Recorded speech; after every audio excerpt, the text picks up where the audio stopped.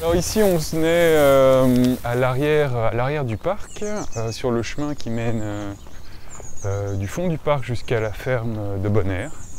Et ici c'est un endroit où moi j'ai particulièrement investi avec les chasseurs dans la création de haies et de bandes boisées, avec l'aide de Thérèse bien sûr.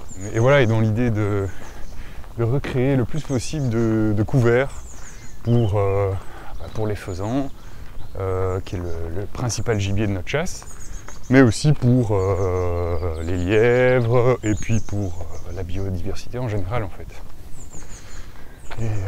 Et on voit que ça commence à produire ses effets. On a de plus en plus de lièvres depuis 2 ans, donc là on est très content.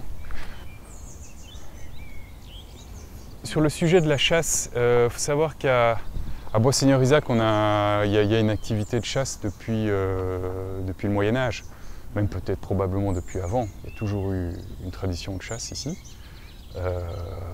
Notre grand-père était passionné par la chasse, son père également. Et moi, en fait, j'ai été initié par notre oncle Jimmy, qui adorait la chasse aussi et qui avait repris la chasse.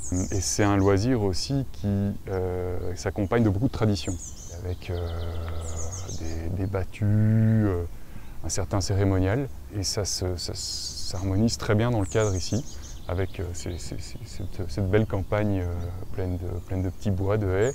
Et puis le château, qui est un très beau lieu d'accueil pour se retrouver entre chasseurs. Et du coup, on trouve important, nous les 3 associés qui avons repris la chasse, de pouvoir perpétuer cette tradition et cette passion qu'on a, même si Bois-Seigneur-Isaac devient de plus en plus un îlot de verdure au milieu d'une banlieue urbaine en fait. Mais on pense que ça vaut la peine, ça nous demande des efforts, ça nous demande aussi pas mal d'investissements, en temps et aussi en argent. On est devant le dernier aménagement qu'on a réalisé pour la chasse, et en fait c'est une plantation qui a été faite l'hiver dernier. Je vois que les arbres qu'on a plantés sont pas mal envahis par pas mal de mauvaises herbes. Et donc là on a du travail pour un peu dégager tous ces petits arbres, quoi. Ce qui est intéressant ici, c'est que d'un point de vue technique, pourquoi est-ce qu'on a fait... Il y a une haie à gauche, puis on vient de replanter une haie quelques mètres à droite. On peut se demander pourquoi. Eh bien, déjà parce que c'est plus facile, parce que pour le fermier évidemment c'est moins de dérangement. Et aussi ça nous permet au milieu de faire une plantation pour une culture à gibier. Typiquement les chasseurs aiment bien faire des plantations de maïs, parce que ce maïs est un très bon couvert et offre une très bonne nourriture pour le gibier. Et en fin de saison de chasse, quand la plupart des champs ont été cultivés, eh bien ça reste un des derniers lieux de refuge et ça permet de facilement organiser des battues. Ah, et voilà, et donc là on passe, qu'est-ce qu'on voit? Un œuf de faisan. Il faut savoir qu'on est en pleine période de nidification. Et donc là c'est un œuf, on ne sait pas très bien s'il est là parce que il a été trouvé par un prédateur, genre une pie, une corneille. Mais donc c'est un indicateur qu'il y a en tout cas des poules faisanes qui nidifient dans les environs, et ça c'est toujours une bonne nouvelle. Voilà. C'est intéressant de voir que ce petit bois là, il a été planté par notre grand-père, essentiellement pour la chasse, à la base, qui était sa passion également.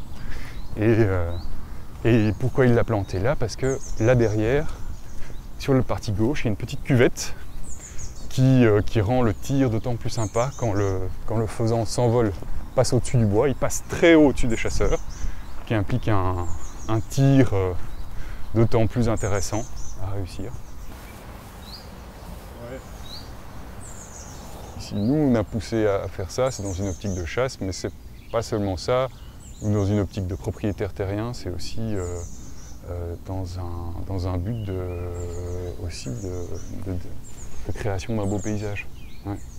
De recréation sur cette plaine qui était très nue, de créer des beaux endroits de verdure et aussi pour couper le vent. Et c'est intéressant de voir que dans cette partie-ci, qui était une partie assez nue, on voit maintenant de plus en plus de chevreuils qui viennent passer, qui se promènent, qui passent. Avant les chevreuils, ici sur le territoire, il y a quelques îlots boisés, il n'y a pas beaucoup de bois, mais historiquement, les chevreuils qu'on voyait se cantonnaient à ces zones-là, et maintenant on les voit régulièrement se promener également dans cette zone. C'est super important d'avoir un lieu comme les Maillons, qui est en fait un lieu de discussion, de forum, où voilà, les différents intervenants qui sont ici sur le territoire peuvent échanger.